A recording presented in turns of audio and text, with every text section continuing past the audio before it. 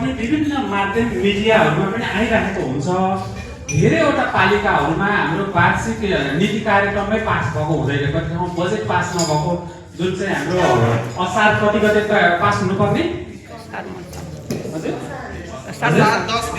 असार 10 भित्र स्थानीय सरकारको बजेट पास हुनुपर्ने, कति ठाउँ पास भएको हुँदैन।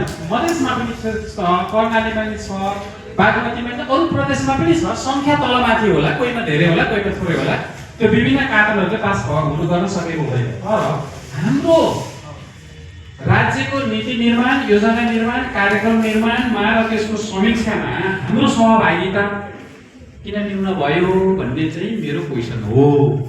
क्वेसनले छोडे है, मैले यो धेरै भाषण लामो छ, त्यो कुराहरूले कति भाषण गरे धेरै कुराहरू। उनीहरूको नीति र प्राथमिकता के छ भनेर सर्वप्रथम जतिखेर जुन जेन्जी आन्दोलन भयो नि, जेन्जी आन्दोलनको क्रममा एउटा त्यो देशबाट पुरुषोत्तम यादव, शिव यादव, उनीहरूले मात्र त त्यहाँ जेन्जी आन्दोलन गरेको थिएन, गर्न त जनकपुरका युवाहरू पनि गरेका थियो। तर कारण के भयो भने उनीहरू केन्द्रमा बसेर काठमाडौँमा बसेको थियो, तर त्यही भएर उनीहरू भन्छ कि देशको प्रतिनिधित्व गर्छ। र त्यस्तो त भयो नि, हामी यता जनकपुरमा पनि गऱ्यो जेन्जी आन्दोलन, हरेक ठाउँमा भयो जेन्जी आन्दोलन। तर त्यो चाहिँ उनीहरूको मात्र कुरा लिएर यहाँको कुरा कसैको लिएन कि यताको जेन्जीहरूको माग के छ, कस्ता नीति हुनुपर्छ, बिना सोचिकन उनीहरू आफू सांसद अनि आफू मन्त्री बन्ने पक्षमा गए। सबैको आहुति 76 जना जेन्जीको आहुति त्यागेर उनीहरू आफ्नो प्रति लाग्यो मात्र। तबखेरि जेन्जीको लागि हामीहरू पनि यता गऱ्यो। यता हामीहरूको गर्नु चाहिँ मेन दृष्टिकोण के थियो त्यो त उनीहरूले उठाएन, मात्र खालि आफू मन्त्री बन्ने सोच मात्र राखेको थियो। र त्यही अनुसार भन्दाखेरि यो म प्रश्न गएर भन्न चाहन्छु कि सबभन्दा पहिला जेन्जीको मेन मुटु के थियो भने पारदर्शिता र जवाबदेहिता प्रति जोड दिनु।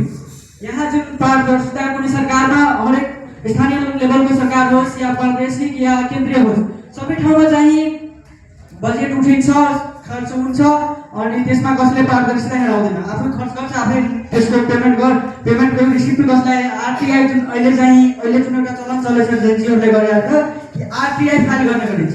तर योभन्दा पहिला चाहिँ कसैले पनि भने कि होइन म यो प्रोग्राम गर्छु र म यसको चाहिँ कति खर्च गरेँ भने बजेट यहाँ हेराउँदैन, अरूलाई पारदर्शिता गर्दैन। र त्यसको लागि के भन्दाखेरि यो पारदर्शिता र जवाबदेहिताप्रति जोड दिएको थियो, तर त्यो आवाजलाई त कसैले हेरेन। फेरि अर्को थियो कि अधिकारमुखी र समावेशीको जोड। मन्त्री परिषदमा चाहिँ जसरी हाम्रो प्रतिनिधि सभामा 25 नीति चाहिँ के बनाउनु पर्छ? सही नाम नै रहेछ, कसैले राम्रो पनि लाग्न सक्छ, कसैलाई नराम्रो पनि लाग्न सक्छ। तर म स्पष्ट भएर नाम नै लिन चाहन्छु, जसले अहिले सबैले बालेसालाई भयो भन्छ त भन्छ, र के बनाउन त डिजिटल कथा।